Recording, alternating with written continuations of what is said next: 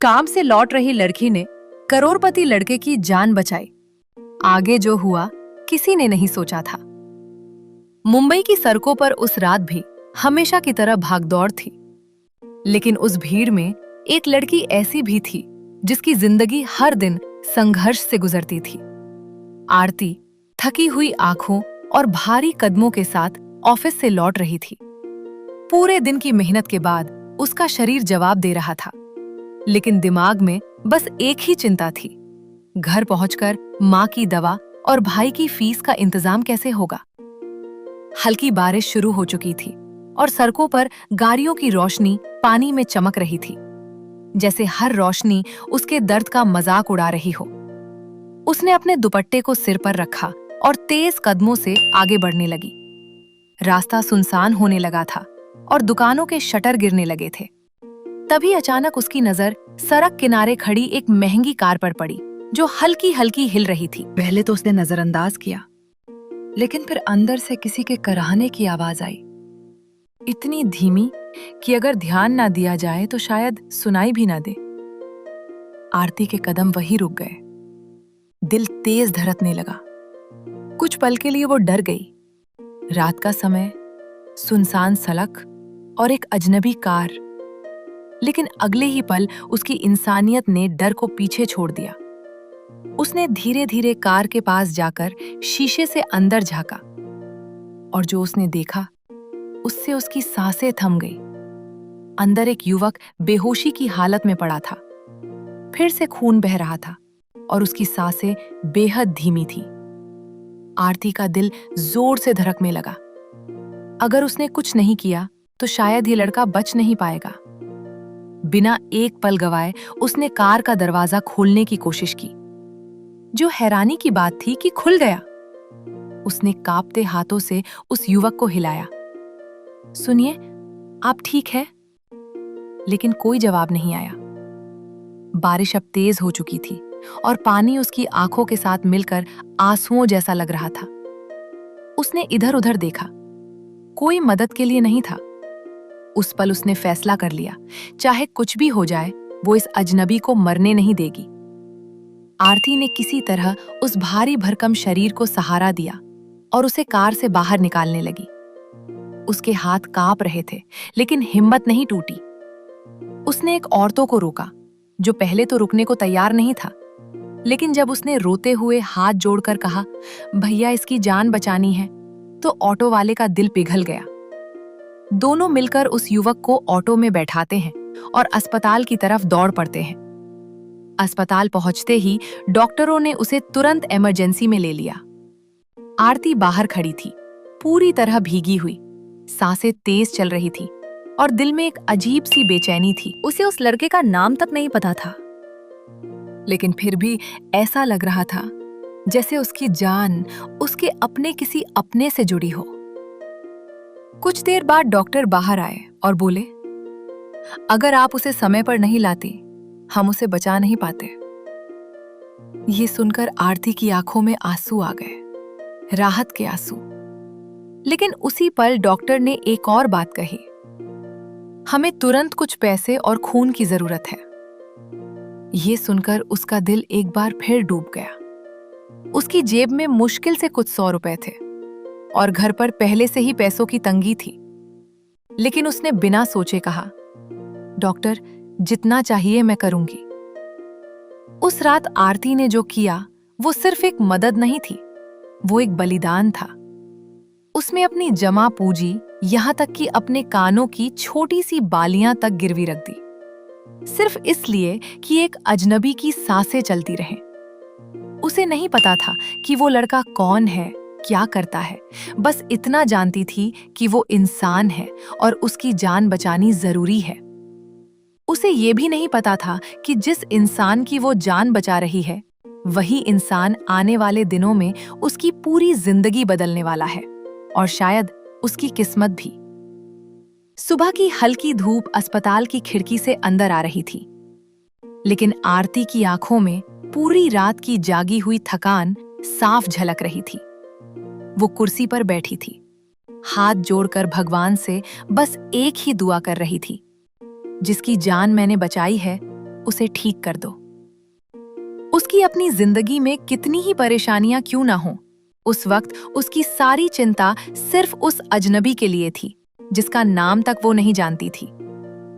कुछ घंटों बाद डॉक्टर बाहर आए और हल्की मुस्कान के साथ बोले, अब खतरे की कोई बात नहीं है। लेकिन इस बार ये आंसू दर्द के नहीं, राहत के थे। उसने पहली बार महसूस किया कि किसी अनजान के लिए भी दिल इतनी गहराई से धड़क सकता है। धीरे धीरे वो कमरे के अंदर गई। बिस्तर पर वही युवक लेटा था, कमजोर, लेकिन अब उसकी सांसें फिर थीं। जैसे ही उसने आंखें खोली, उसकी नजर आरती पर पड़ी। कुछ पल दोनों की आंखें मिली और एक अजीब सा सन्नाटा कमरे में फैल गया। आप कौन हैं? उसने धीमी आवाज में पूछा। आरती थोड़ा हिचकिचाई, फिर बोली, मैं बस एक राहगीर हूं जिसने आपको वहां देखा था। युवक ने कुछ देर उसे देखा, जैसे उसकी आंखों में सच्चाई पढ़ने की कोशिश कर रहा हो। फिर उसने धीरे से कहा, आपने मेरी जान बचाई है ना? आरती ने नजरें झुका ली और हल्की सी मुस्कान के साथ बोली, मैंने सिर्फ अपना फर्ज निभाया है। लेकिन उसके इस छोटे से जवाब में जो सादगी थी, उसने उस युवक के दिल को छू लिया। मेरा नाम प्रदीप दास है, उसने धीरे से कहा। ये नाम सुनकर आरती को कोई फर्क नहीं पड़ा, क्योंकि वो उसकी दुनिया से बहुत अलग था। लेकिन प्रदीप की नजरों में अब एक अलग ही एहसास था, आभार, सम्मान और कुछ ऐसा जिसे वो खुद भी समझ नहीं पा रहा था। आरती ने पहली बार महसूस किया कि कोई उसे इस नजर से देख रहा है। सम्मान और कद्र के साथ उसने धीरे से कहा, मेरा नाम आरती है। और ये कहकर वो वहां से चली गई। लेकिन जाते जाते वो ये नहीं जानती थी कि वो सिर्फ अस्पताल से बाहर नहीं जा रही, बल्कि किसी के दिल में अपनी एक गहरी जगह बना चुकी है। और प्रदीप, जो हमेशा लोगों से दूर रहता था, आज पहली बार किसी को रोकना चाहता था, सिर्फ इसलिए क्योंकि वो लड़की उसके लिए अब अजनबी नहीं रही, किस्मत ने खुद लिखे थे। और ये रिश्ता आगे चलकर एक ऐसी कहानी बनने वाला था जिसे सुनकर हर दिल भर आएगा। अस्पताल से लौटने के बाद आरती की जिंदगी फिर उसी पुराने संघर्ष में लौट आई। लेकिन अब उसके दिल में एक अनजाना सा एहसास भी था। वो खुद से बार बार पूछती, आखिर क्यों मैं उस अजनबी के बारे में इतना सोच रही हूं? लेकिन हर बार वो इस सवाल को टाल देती। घर की जिम्मेदारियां इतनी बड़ी थीं। क्या ये वही इंसान है जिसे उसने उस रात बेहोशी में देखा था? जो इतना कमजोर था, आज वही इतना मजबूत और सख्त कैसे लग रहा है? मीटिंग के बाद सब लोग अपने अपने काम में लग गए, लेकिन आरती का मन बिल्कुल भी शांत नहीं था। उसे लग रहा था जैसे उसकी दुनिया फिर से बदलने वाली है। तभी ऑफिस के एक स्टाफ ने आकर कहा, आरती, बॉस ने आपको अपने कैबिन में बुलाया है। ये सुनते ही उसके पैरों तले जमीन खिसक गई। कांपते कदमों से वो कैबिन के दरवाजे तक पहुंची। उसने धीरे से दरवाजा खटखटाया। कम इन सर, अंदर से आवाज आई। यस, कम इन आरती। उसका नाम सुनकर वो चौंक गई। उसे कैसे पता? जैसे ही वो अंदर गई, प्रदीप अपनी कुर्सी से उठकर उसकी तरफ बढ़ा। तुम ठीक हो? उसने धीरे से पूछा। लेकिन इस बार उसकी आवाज में वो सख्ती नहीं थी, बल्कि वही नरमी थी जो उस अस्पताल वाले दिन थी। आरती ने सिर झुका लिया। जी, मैं ठीक हूं सर। उसने सर शब्द पर थोड़ा जोर दिया, जैसे वो उनके बीच की दूरी को याद दिलाना चाहती हो। प्रदीप कुछ पल उसे देखता रहा, फिर बोला, तुमने उस दिन मेरी जान बचाई और बिना कुछ कहे चली गई। उसकी आवाज में शिकायत भी थी और एहसान भी। आरती ने धीमे से कहा, वो मेरा फर्ज था, हर इंसान को निभाना चाहिए। लेकिन उसकी आंखों में अब भी वही सादगी थी जो उस रात थी। तभी प्रदीप ने एक ऐसी बात कही जिससे आरती को अंदर तक हिला दिया। क्या तुम जानती हो, उस रात जो हादसा हुआ था वो कोई एक्सीडेंट नहीं था। ये सुनते ही आरती की आंखें फैल गईं। उसके दिल की धड़कनें तेज हो गईं। मतलब? प्रदीप ने गहरी सांस ली और कहा, किसी ने मुझे मारने की कोशिश की थी, और वो कोई और नहीं बल्कि मेरा अपना ही खून है। कमरे में एक सन्नाटा छा गया। ये सच्चाई इतनी डरावनी थी कि आरती के हाथ कांपने लगे। उस पल आरती को एहसास हुआ कि जिस इंसान की उसने जान बचाई थी, जिंदगी सिर्फ बाहर से ही नहीं, अंदर से भी खतरे में है। और अब वो अनजाने में ही उस खतरनाक खेल का हिस्सा बन चुकी थी, जहां हर कदम पर खतरा था और हर सच्चाई दिल को तोड़ देने वाली थी। प्रदीप की बात सुनकर आरती के पैरों तले जैसे जमीन खिसक गई। उसने कभी सोचा भी नहीं था कि जिस इंसान की उसने मदद की, उसकी जिंदगी इतनी बड़ी साजिशों में घिरी हुई है। उसके मन में डर भी था और चिंता भी। अब ये सिर्फ एक एहसान या पहचान का रिश्ता नहीं रहा था, बल्कि एक ऐसी डोर बन चुकी थी जिसमें खतरा भी था और जिम्मेदारी भी। वो समझ नहीं पा रही थी कि इस रास्ते पर आगे बढ़ना सही है या नहीं। उधर प्रदीप के दिल में अब एक ही ख्याल था, आरती को हर हाल में सुरक्षित रखना। उसने पहली बार किसी के लिए डर महसूस किया था। उसने अपने सिक्योरिटी गार्ड्स को सख्त निर्देश दिए और खुद भी हर वक्त सतर्क रहने लगा। लेकिन जितना वो आरती को दूर रखना चाहता था, उतना ही उसका दिल उसे उसके करीब खींच रहा था। ये रिश्ता अब सिर्फ एहसान का नहीं, बल्कि एक गहरी भावना का बन चुका था। दिन बीतते गए और दोनों के बीच एक अनकहा अपनापन बढ़ता गया। छोटी छोटी बातें, नजरों का मिलना और एक दूसरे के खामोशी को समझना, इन सब ने उनके रिश्ते को और मजबूत बना दिया। आरती अब भी खुद को सीमाओं में रखती थी, लेकिन दिल कब किसकी सुनता है, ये उसे भी समझ आने लगा था। वो हर दिन खुद से लड़ती, लेकिन हर बार हार जाती। चौकी दिल में प्रदीप की जगह बन चुकी थी, लेकिन किस्मत को शायद ये खुशी मंजूर नहीं थी। एक रात जब आरती अपने घर लौट रही थी, तभी अचानक एक गाड़ी उसके सामने आकर रुकी। कुछ नकाबपोश लोग बाहर निकले और उसे जबरदस्ती पकड़ लिया। वो चिल्लाती रही, मदद के लिए पुकारती रही, लेकिन उस सुनसान सड़क पर उसकी आवाज किसी तक नहीं पहुंची।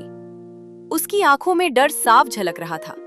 उसे समझ आ गया था कि ये सब क्यों हो रहा है।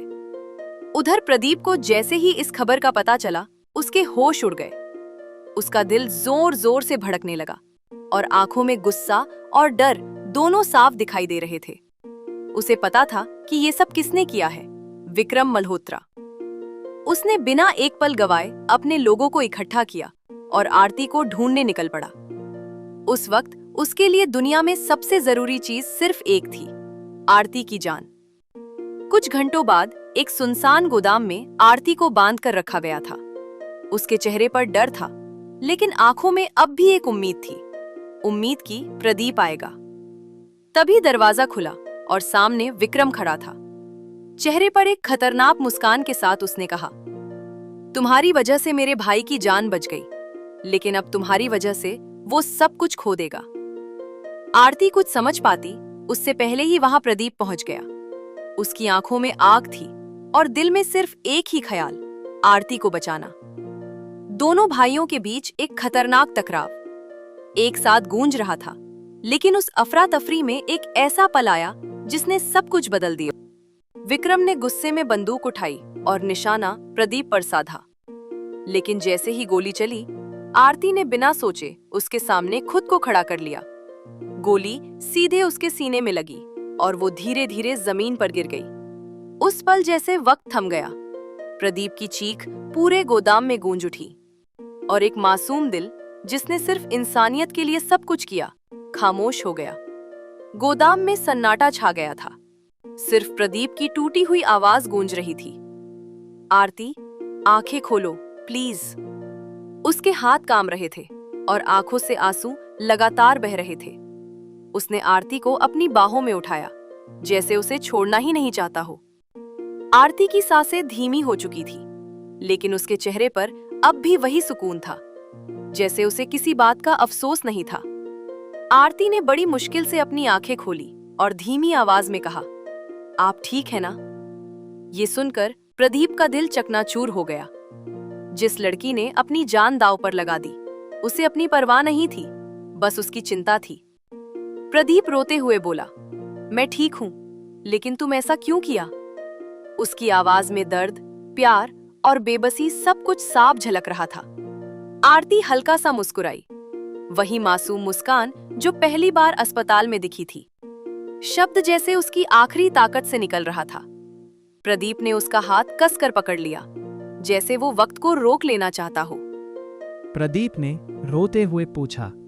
आरती ने धीमे से कहा, मैं तो बस एक आम लड़की हूं। ये कहते हुए उसकी आंखों से एक आंसू निकलकर इसके गाल पर गिरा। लेकिन सच ये था कि वो आम नहीं थी। वो एक ऐसी कहानी बन चुकी थी जो हमेशा दिलों में जिंदा रहने वाली थी। आरती ने कांपते हुए हाथ से प्रदीप का चेहरा छुआ और कहा, वादा कीजिए, आप हमेशा अच्छे इंसान बनकर रहेंगे और किसी को कभी अकेला महसूस नहीं होने देंगे। प्रदीप ने तुरंत सहलाया, मैं वादा करता हूं, बस तुम ठीक हो जाओ। लेकिन वो जानता था कि ये वादा अब एक दर्द बनकर उसके साथ रहेगा। अगले ही पल आरती की पकड़ ढीली पड़ गई। उसकी आंखें धीरे धीरे बंद हो गई और उसकी सांसें हमेशा के लिए थम गई। उस पल जैसे पूरी दुनिया रुक गई। प्रदीप की चीख ने उस सन्नाटे को चीर दिया। एक ऐसी चीख जिसमें दर्द भी था, पछतावा भी और एक अधूरी मोहब्बत की कहानी भी। कुछ महीनों बाद वहीं मुंबई के सड़कों पर जिंदगी फिर से चल रही थी। लेकिन प्रदीप की जिंदगी अब पहले जैसी नहीं रही थी। उसने अपने बिजनेस का एक बड़ा हिस्सा गरीबों की मदद के लिए समर्पित कर दिया। उसने एक ट्रस्ट बनाया, आरती फाउंडेशन, जहां हर उस इंसान की मदद की जाती। अगर इस कहानी ने आपके दिल को छुआ हो तो हमारे चैनल स्टोरी कुन्नू मॉरल को लाइक, सब्सक्राइब और शेयर ज़रूर करें। कमेंट में अपना और अपने शहर का नाम लिखिए ताकि हमें पता चले कि हमारी कहानियाँ कहाँ तक दिलों को छू रही है। फिर मिलेंगे एक नई भावनात्मक कहानी के साथ। तब तक खुश रहिए, स्वस्थ रहिए और अपने रिश्तों को समय दीजिए। आपसे एक ही रिक्वेस्ट रहेगी कि आप हमारे चैनल को सब्सक्राइब जरूर करें।